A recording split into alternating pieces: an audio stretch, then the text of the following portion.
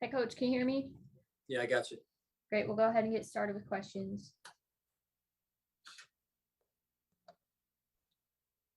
Hi, Sean. Adam Benini.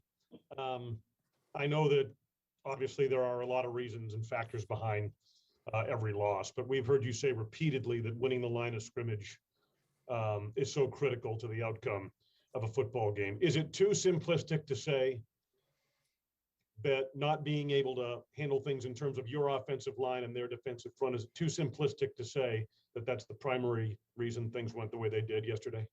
Yeah, probably so. I understand where you're coming from on that, Adam. And going back to your point, listen,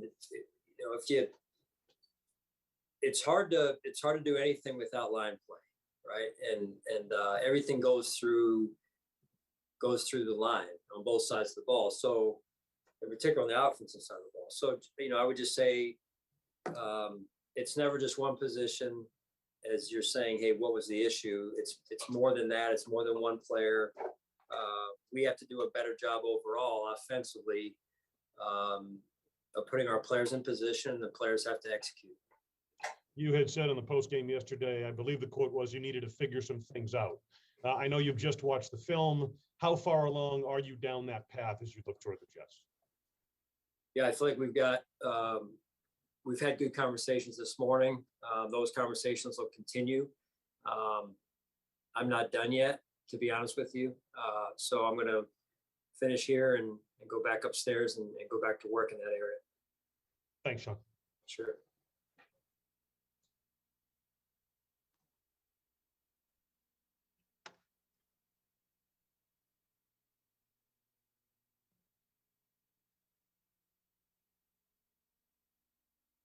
We good? Who's next here? You can go ahead.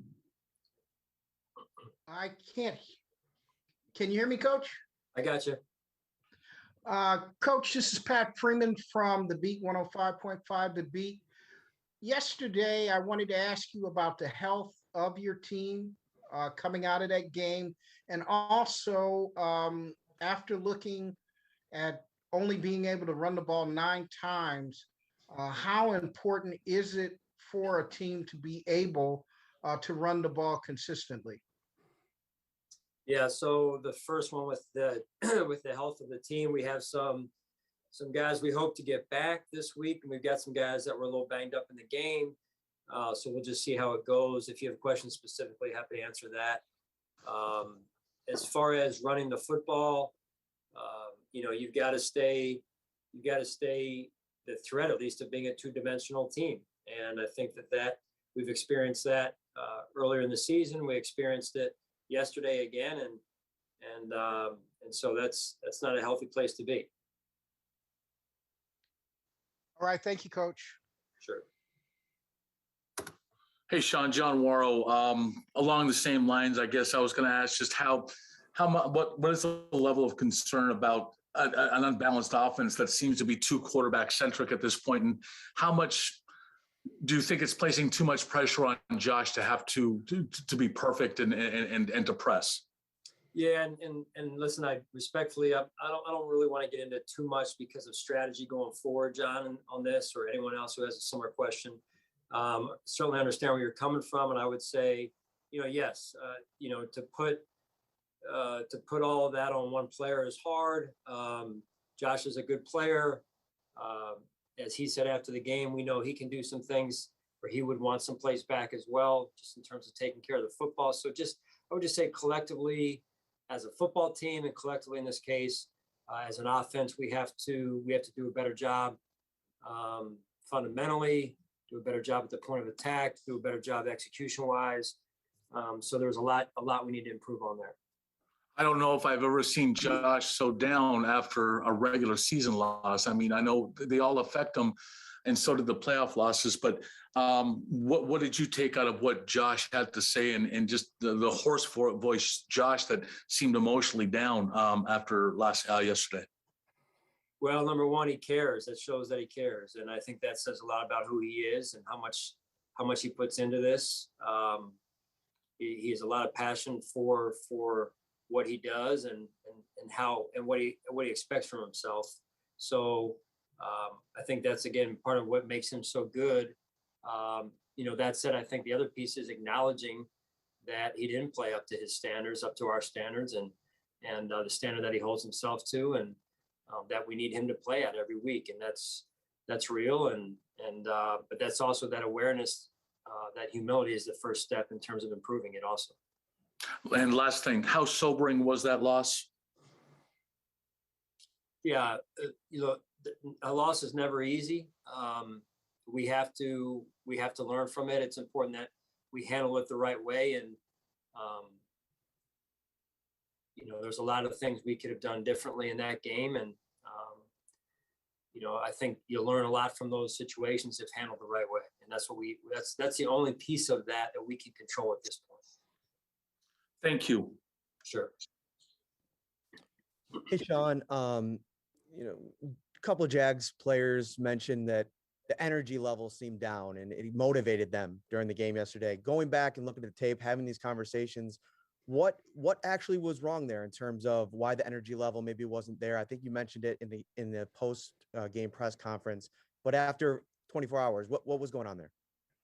Yeah, I think it comes from a few different areas. Energy does typically. It's what you bring into the game, and then throughout the game, how the game ebbs and flows, and who can sustain their energy and through the ebbs and flows of the game. And I didn't think overall we did a good enough job of that. I think we were searching for things at points, and guys were searching to make plays, and the plays weren't coming like they normally come. And give the Jags credit. They can say what they want, obviously, and give them the credit. They beat us. So going forward, it's something that we have to generate, right? And we have to know who the energy people are that generate that on our football team. Thanks, Sean. Sure. Coach Mookie Harkins, 1-4 Sports 1080. How's it going? Good, Mookie. How are you? I'm good, Coach. 12 penalties, 3 turnovers. It's hard to beat a team against anybody, with those numbers. After watching film, what disappointed you the most yesterday? Well, start with the turnovers. As you said, the ball is a great equalizer. Fundamentals or lack of fundamentals are also a great equalizer. So those two things in particular, not executing the way we needed to execute in order to put the game plan, in order to execute the game plan like we had planned. There's a lot of things, right? We got to put the players in position to be successful, which falls on me, and we got to do a better job of that. So, we've got a long list of things that we have to improve on fast. Absolutely, Coach. So how do you refine your team's level of play at this point halfway through the season? How would I define it, you asked? Is that what you said? Refine it? Oh, I'm sorry. Yes. Well, that's what this morning was for. Number one, you have truthful conversations. You identify what wasn't up to our standard, and then you address them in a direct, truthful manner. And that's the best way I know how to do it. That's how I've done in the past. And then you move forward as a football team and start looking ahead to the Jets. Absolutely, Coach. Good luck this week. Thank you. Yes. Good afternoon, Coach. George Redney, Challenger Community News. Hi, George. Two questions. One, you've mentioned about the energy, and I know once you get pancaked, our linemen, some of your offensive linemen getting pancaked, seems like their energy should jump right up after getting drilled into like that type of plays happening. Seems like energy shouldn't be a problem once you could come out slow, but once you get hit in the mouth, as they say, don't you think that energy level should rise? It should be there before that, quite honestly, George, right? It should be there before that. I mean, this is an emotional game. It's a physical game, and those two pieces will always be there. And so, schemes are schemes, but at the end of the day, energy and passion and intensity, those are some of the character traits of good football teams. And so we've been that before, and I expect we'll be that going forward. All right. And one last question. Do you think of maybe, I know last season seemed like you used the extra linemen a lot. I haven't really seen that much use this season where they have to notify that they're in as a receiver blocker type setup. but really you're using him as an extra blocker per se. Is that something that for some reason just hasn't been used this season much? We've had him in some, George, this year. To your question, he's been in there at times. I think we may have had him once or twice in there yesterday, but he's been in there at times throughout this year also. All right, thank you, Coach. Good luck next week. All right, thank you. Hey, Sean, it's Thad. How you doing? Good, Thad. How you doing? Hey, good. Specific injury questions. Trey and Taryn coming out of that last game, and then also Spencer and Dawson updates. Yeah, Spencer and Dawson, hopefully have them back on the practice field on Wednesday. Taryn and Zach are both in concussion protocol. Trey White, I know was down for a little while. Was I right about that, or anything up with him? I thought very end of the game. Yeah. Yeah, he came back up. He was fine. Okay. The question is, Cody Ford was a guy that, Brandon talked about as he thought as one of the top 5 offensive linemen on the team, opening week starter. Obviously things haven't gone, as he and probably you would have hoped. What's your best explanation for why he has struggled, since the first week of the season? Well, I just think, you always look at fundamentals and technique. That's a big thing at that position in particular, Thad. And I thought yesterday there were plays where he used his technique well, and there was other plays where, his technique lagged a little bit. And when you do that at that position, you sit directly in front of the quarterback. That's something that gets exposed pretty fast. So, I thought he battled. I thought he played hard, but I'm sure I know there's plays that he wants back, and we need back, quite honestly. You talk about exposing things pretty fast. You had a few situations with the O-line where it just seemed like a dam was breaking for a group of guys that is that experienced. I know the other team gets paid too, obviously, and they come up with schemes that are trying to, fool you and everything. How disappointing was it when you have a group that's been around, that's seen a lot of things, to have that kind of issues at times like you did yesterday with the pass protection? Yeah, it wasn't good enough. I mean, listen, at the end of the day, they did some things that, quite honestly, we should have seen. Some of them, maybe not all of them, but we got to do a better job. That's the bottom line, and it's got to continue to improve as we go through the season for us to continue to improve as a football team. Thanks, Sean. Appreciate it. Hey, Sean, we've seen you guys bounce back from so many, different types of losses and situations, during your tenure as Bills head coach. But I'm curious, does it feel like this is a little different? And does the message at all change when it was a game like we saw yesterday compared to, maybe like a devastating last second play or something, some of the other things you guys have had to overcome? Does the message change? Only slightly, probably, more than anything. I mean, the message is the message based on where we fell short, and that's why I'd say it would change. But my messaging overall, my core beliefs, I would say are pretty consistent, win or lose. And part of that is we all have to do our job. And this game, as I said earlier, is played in a physical way, and we need to be more physical. So that was part of my message today. And so I would say just a little bit of both probably is the best answer I could give. And one quick other injury note. I know you mentioned Taryn and Zach Moss. Cole Beasley, I think he was kind of banged up at the end of the game. Is he good to go this week, expected to practice? Yeah, I do expect him to practice. He made it through the game, and we'll see where he is this week. But at this point, I expect him to practice and play. All right, thanks, Sean. Hey, Sean, it's Jay. You and the guys have talked really all season long about it being a 1 week at a time type of a league. And if you don't approach it that way, that things like yesterday can happen. Do you feel like that messaging was maybe, forgotten or lost, or maybe just not driven home at all during the practice week last week, the way that it has been, throughout the year? Yeah, I mean, Jay, you can, when you go through what we've gone through in the last 24 hours, you go back and try and look at everything, and messaging being one of them. And, it's one of those situations where you feel like that message was made clear. Maybe not just this week, but we continue to educate our players, young and old, and remind them on how this league works, that it is a week-to-week league. So, and records don't matter. I know for even you guys hear it quite a bit and probably get tired of me saying it. That said, you got to come out and improve every week, and play your best game every week. And that's the goal, is to improve each and every week and respect every opponent. So that's what we try and do. Obviously, we fell short yesterday. And along the injury line question, Ed was maybe a little bit banged up. Ed Oliver is he? You expect he'll be okay and able to practice Wednesday? I do, yes. Yeah. Thanks, Sean. Yeah, sure. Hi, Sean. It's Nick. I knew you were talking about trying to get a little bit more physical play. And, at this time of the season, a lot of coaches, maybe want to back off guys, at practice, not use the pads. Do you maybe consider a change in your practice routine when you get into a situation like this? And would you consider maybe, doing something like along those lines, or are you going to just stay the course?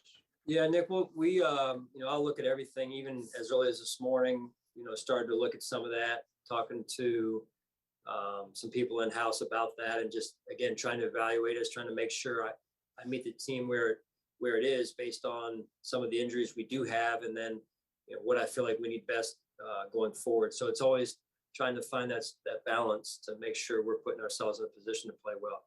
And just one more with Spencer, he's coming back to practice, but if you're in a situation again where he can't play, would you consider, another situation there, another, alternative at right tackle where guys that maybe haven't played, get in, like Doyle or Bates?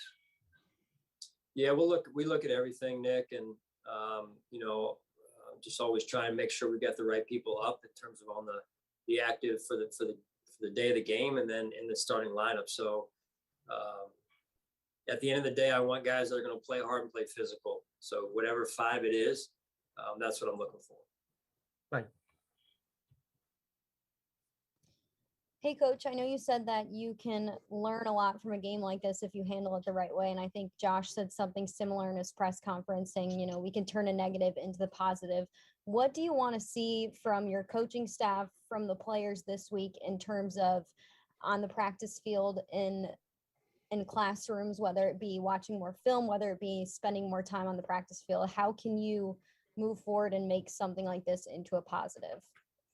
Yeah, that's a great question, Maddie. I believe that, you make the adjustments that need to be made. You have the conversations that need to be had in terms of the conversations, and you don't ignore some of those rocks that are in our shoe right now, right? And so you figure out what those things are and you address them directly, and you make adjustments for the betterment of the team.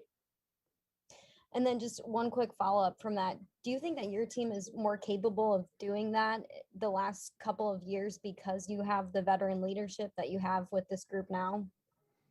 Yeah, I would say to some extent, but you also have to, you have to remain humble enough to do that also. And that takes, making sure that there's no sense of entitlement, no sense of anything that is on the wrong side of the fence at this point, right? So you got to come in humble. I think that's a great start to making the appropriate corrections that we need to make. Thanks. Sure. That's all we have. Thanks for the time today, Coach. Thank you, guys. Thanks.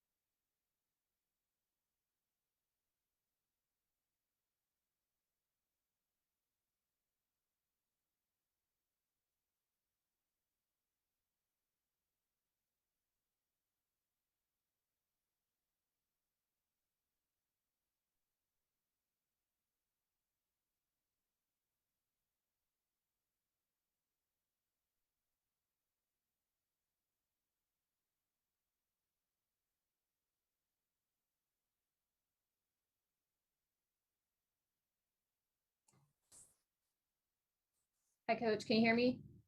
I got you. Great. We'll go ahead and get started with questions. Okay.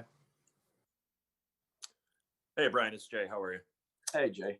How you doing? Hey, good, thanks. You guys, it's not been a 1 or a 2 week thing here where the running backs in particular have just not really been able to find a way to get going.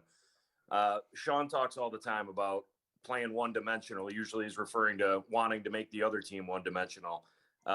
It seems like right now you guys offensively, at least, are trending toward that being kind of one dimensional approach when you're not able to run it as much or as well as you want. Without getting into scheme, what is the challenge when you're finding yourself being one dimensional to call a game and to move the ball offensively the way you want to? Yeah, I mean, look, we need to improve every area, Jay, and I appreciate the question. It's an area that we're working hard to improve. Positive plays in that area have been tough to find here as of late. We need to do a better job. Starts with me. But two-dimensional, one-dimensional too. There's situations that come into play. Is it first down? Is it second and long? And we probably had far too many second and longer and third and longer situations, whether that be from the run or the pass. And again, I'll take ownership of that. Thanks, Brian. You got it.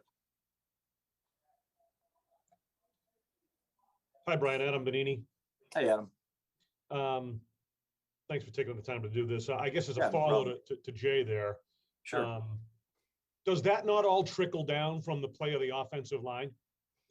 I mean, given what we saw yesterday, you can't block up front. You can't do much of anything. Yeah, well, it's incumbent upon all of us to be better. I wouldn't put it on one person or one group in general.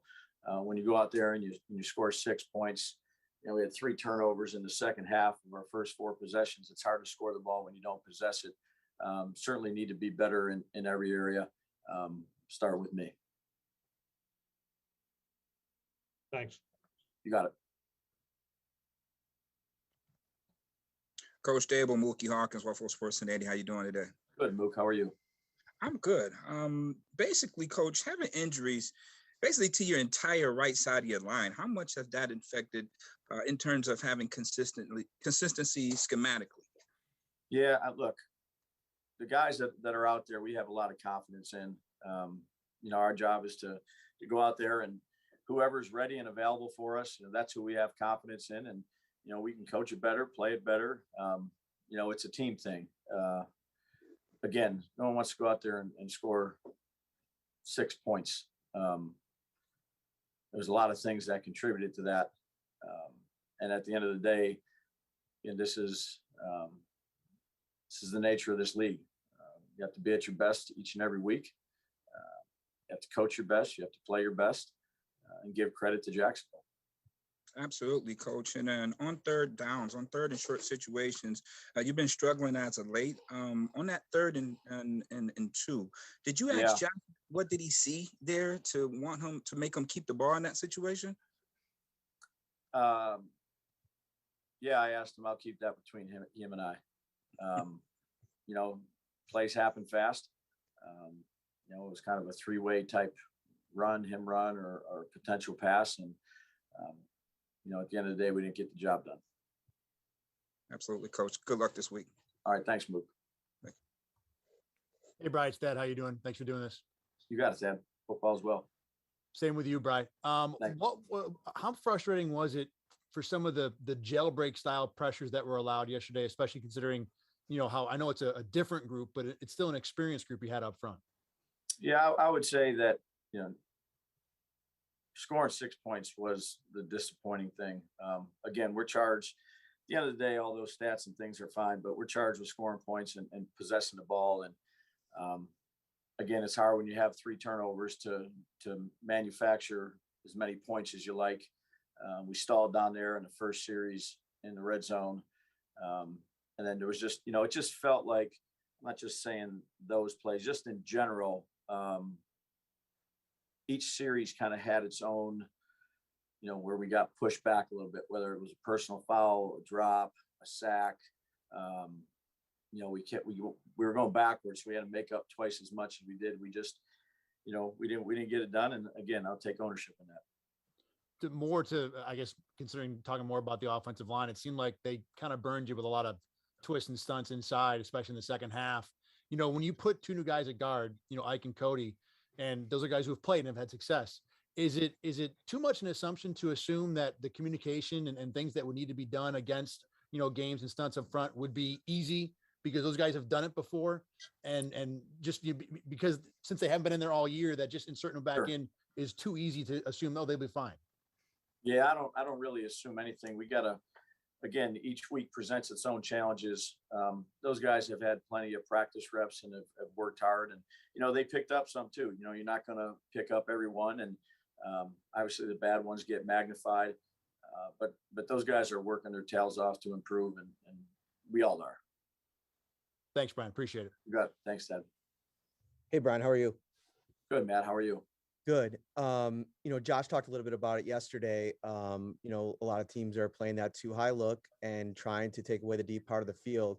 What do you guys have to do better to execute in the short to intermediate area to make them? I mean, obviously there's some obvious things, run the ball better and, execute plays, make quicker decisions. But from your perspective, looking at the film, what kind of things do you have to drastically change quickly to be better in those areas?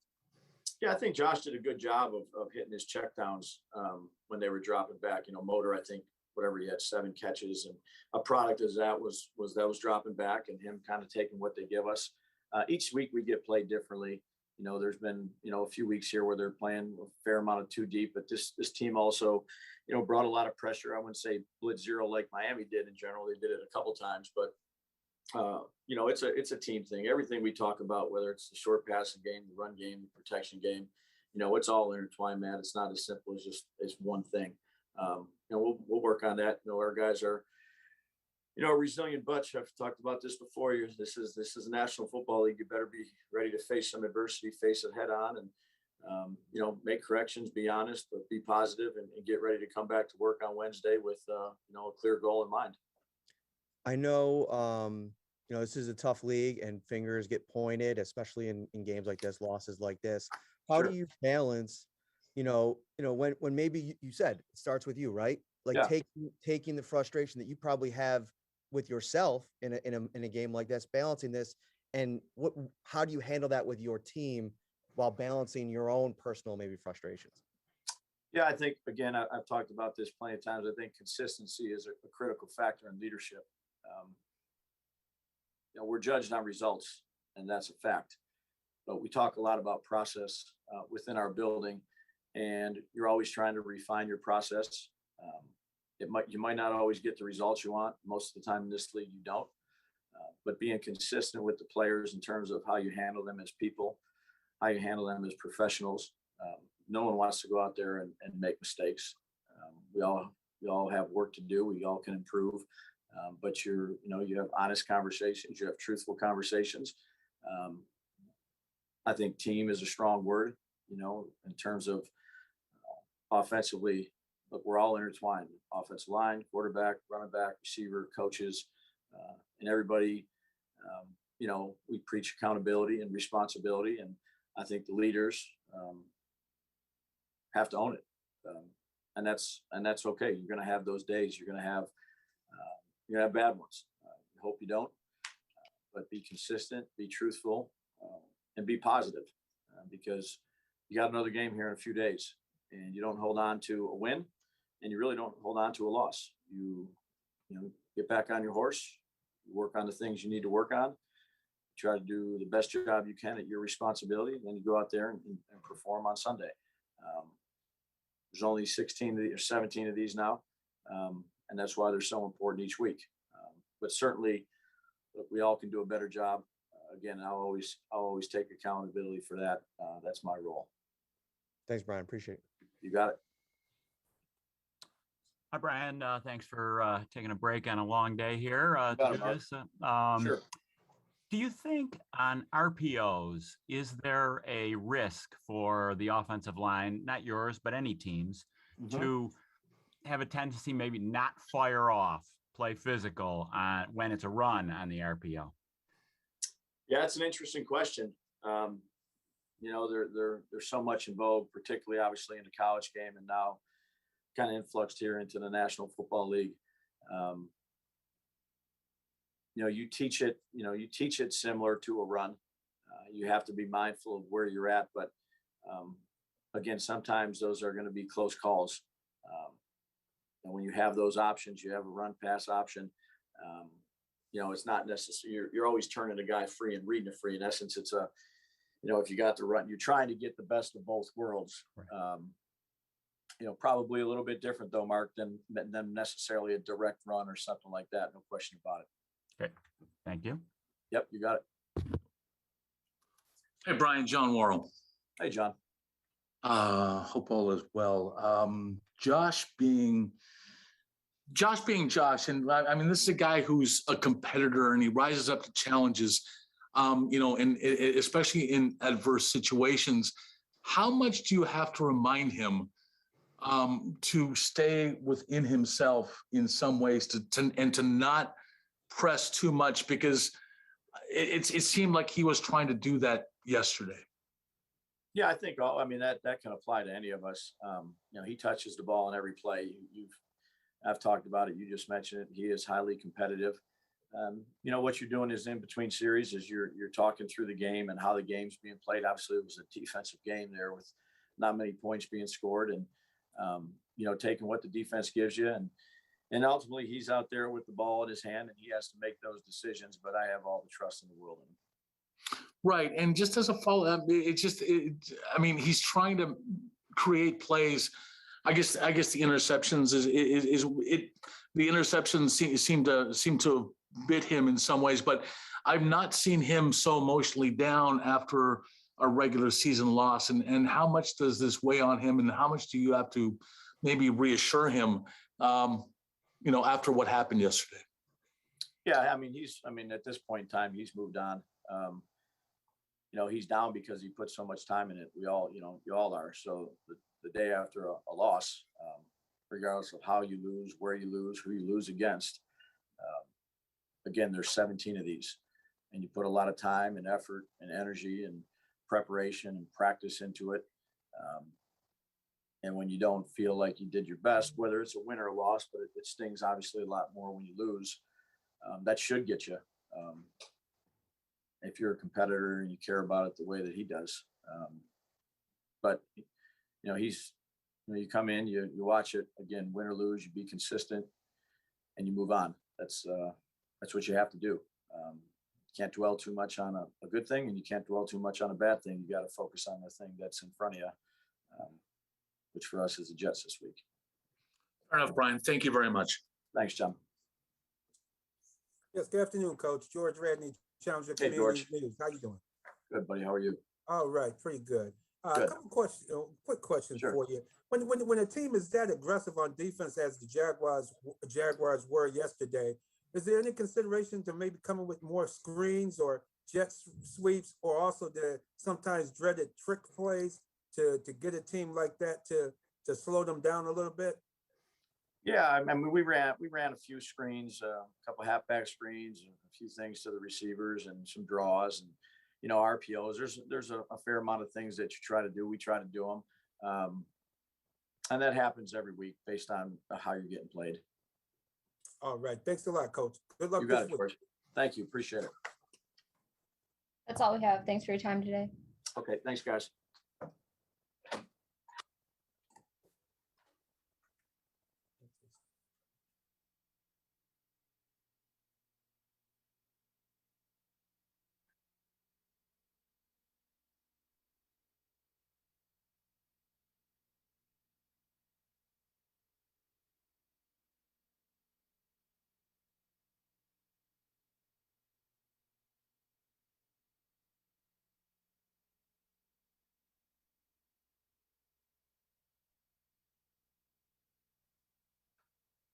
Hello.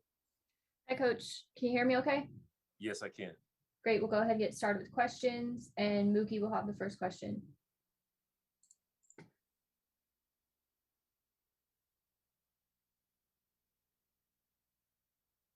Okay. Coach, good afternoon. Mookie Hawkins, 1-4 Sports and 80. How you doing today, sir? I'm doing well. How are you, Mookie? I'm good. Solid performance yesterday defensively. The numbers are very much consistent of what you do week in and week out. The Jags receivers, though, I thought they were a bit excessive to create an over excessive response. How were you able to keep them composed in those phases while, having that aggressive demeanor, It was a challenge. I mean, they were a little chippy out there yesterday for sure. And, we got caught up a little bit. There were some fouls that went against us. They kept some drives alive, but for the most part, our guys kept their heads and still played aggressive and physical football. But it was definitely challenging for sure. Absolutely, Coach. And, with the injury to Trent Johnson there, got to talk about Saran Neal's play yesterday. Yeah, I thought Saran came in and did a really good job for us. When you're the backup, you're not getting as many reps as the starters for sure. But he stayed on top of the game plan throughout the week. And when his number was called and called early, he got better as the game went on. So really proud of the way that he played and the way he came on as the game progressed. Thank you for your time, Coach. Good luck this week. Thank you. Good afternoon, Coach. George Radney, Challenger Community News. How you doing this afternoon? Doing good, George. Doing good. All right. Two questions. One, when the coach McDermott mentioned either yesterday was saying that you knew the referee crew they have thrown the flags the most for the talking back and things of that nature. What do you guys have an idea? What is it the threshold for them to throw a flag when they're saying you're baiting the other player or something? Is there some type of discretionary level that it has to get to? Yeah, we were told in the preseason that taunting was going to be a foul that would definitely be called more this season than what it had previously been called. And so we knew going into the season and obviously going into this game because of that crew's numbers, they were one of those crews that really were calling that penalty. And so we knew that going in. And unfortunately, I think maybe once or twice, we had one of those calls to go against us. As far as what the threshold is, you can't be taunting a player. You can't be getting in a guy's face or flexing or some of the things that you see players do to entice a reaction from another player. You just don't want that. The league doesn't want that. And it's probably best. You really don't want that in the game. Man, that's football. Come on now, Coach. That's how you get after it, Coach. Yeah. Man, I don't know about that one there. I like you. I like how you're a good politician. It's a different game today, George. Different game. Sure is. Oh my gosh, I'm glad I played a little bit 20 years ago. I probably would have had flags every game if they don't allow that no more. Good gracious. No but last question on Saran Neal. He seems to me he came and did it like you said already, a very good job. But does he seem to be more built or his play more like a safety than a corner? Because it seems like he doesn't seem to get that hips turned like some of those corners. I noticed like Levi and Trey, those guys seem to have a natural ability to turn their hips and look back at the ball coming in. Yeah, it's a good observation. When we drafted him to play safety, and we started him there his rookie year. I mean, that's where he began at. But as time progressed, we realized that he did have the ability to play corner because he played some corner in college as well. And as time went on, we realized that he could play corner. And that's such a premium on being able to find a backup corner in our league. And that created value for us, that he had the flexibility to play inside, but also could go out and play on that island, play on the corner at the corner position. And of course, he's an excellent special teams player. So he's created some flexibility for us. But for now, we need him as a slot corner, and he's done a good job of it in a backup role. All right. Thank you very much, and good luck this coming week. Thank you. Hi, Coach. Thanks for taking time today, as always. Oh, yeah. No problem, Seth. I want to go back to the chippiness a little bit, right from the start of the game. I mean, it seemed like they were almost targeting Tre'Davious in a way to maybe get him off his game, and then things kind of spiraled from there a little bit. Did you sense maybe that was it? Hey, we're going to try and be physical with him, and he's a big part of what they do. And do you have to maybe have a conversation with him on the sidelines as well to make sure it doesn't get any further?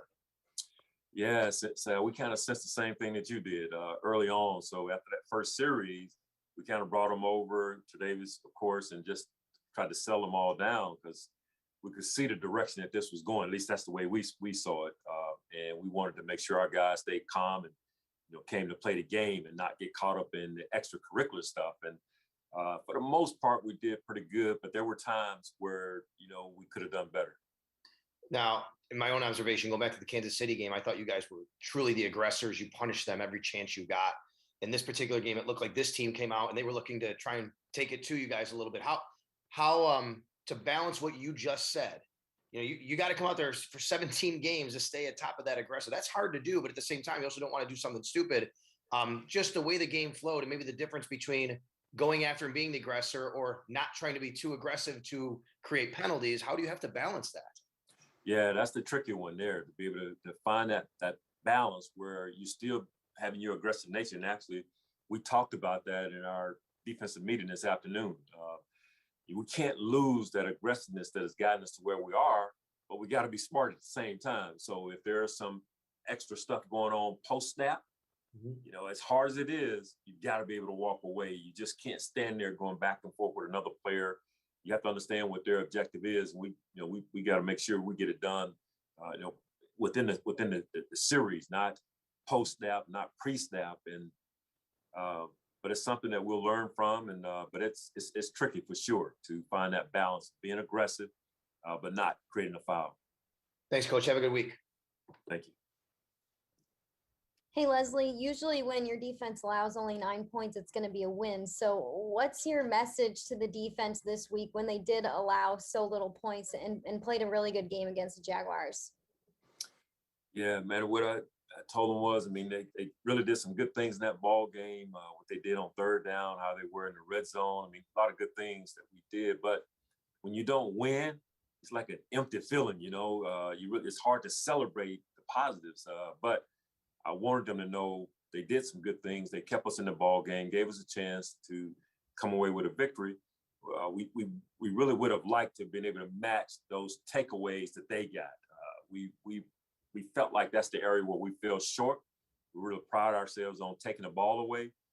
We finished -2 yesterday in the turnover differential, and that's the one that kind of gnaws at all of us, that we didn't come away with more takeaways. So when you don't win, it just creates some frustration, but you can't let it linger past these 24 hours. We got to get ready for the Jets after this.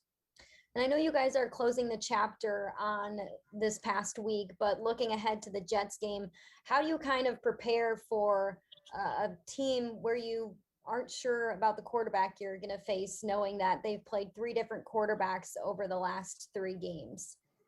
Yeah, that can be a challenge.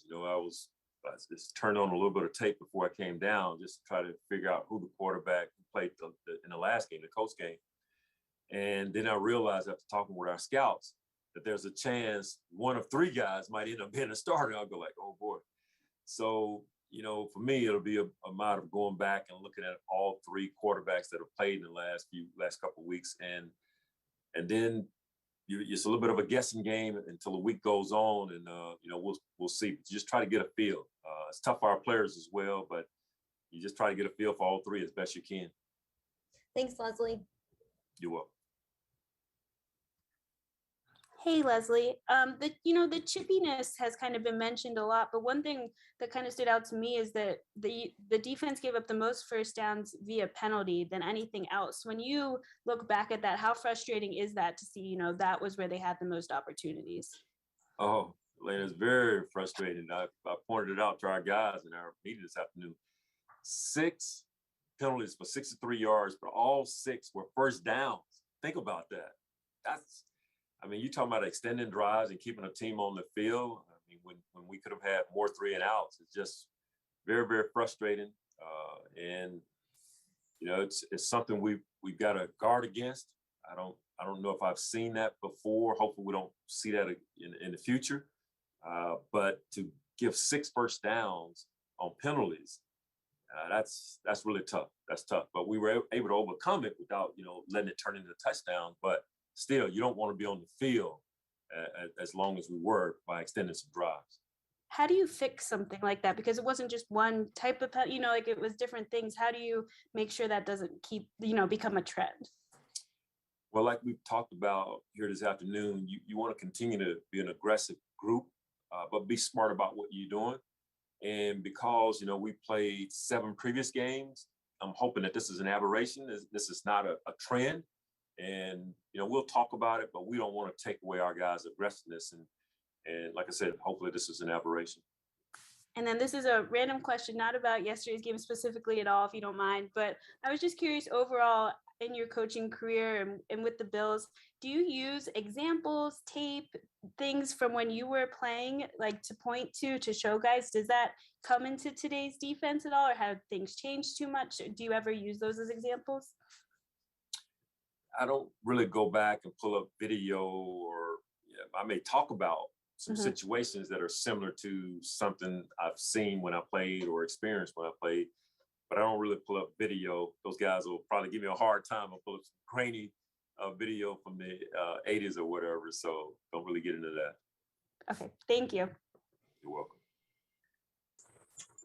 Hey, Leslie, AJ Feldman here in Rochester. Hope you're doing well.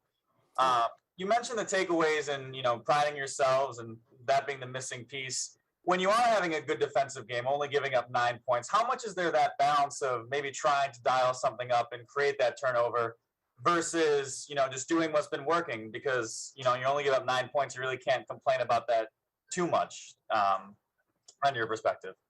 No, you're right. You have to be careful. You don't want to do try to do something extraordinary, because we talk to our players all the time about just doing the ordinary. Don't feel like you got to do anything extra other than doing your 111, doing your job. And as a coach, you got to be careful about that. All of a sudden trying to dial something up, you take a risk and you put the guys at risk, and just got to be smart. You still want to stay within the game plan. But at the same time, within that game plan, you want to be able to create those takeaways and hopefully score on defense. And but you're right. You have to be careful about not trying to drum up something that could really create a problem for you as a whole. All right. Thanks, Leslie. You're welcome.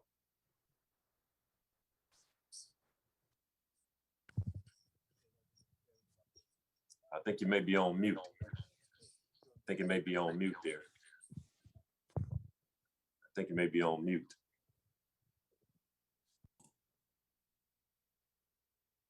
Is that Jay? Jay, I think you're on mute. I Okay, there you go. Now it just went back out again. You went back out again. Jay, sorry, we're having trouble hearing you. Okay.